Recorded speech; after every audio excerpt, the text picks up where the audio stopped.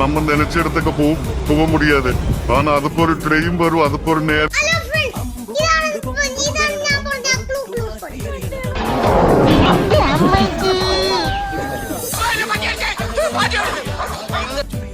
ഒറ്റയ്ക്ക് വഴിവെട്ടി വന്നവനാണ് ഞാൻ.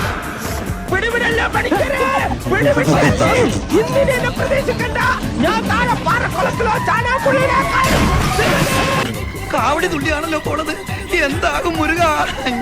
ഏത് മൂഡ്? Fly mood. വിമാനാണ്.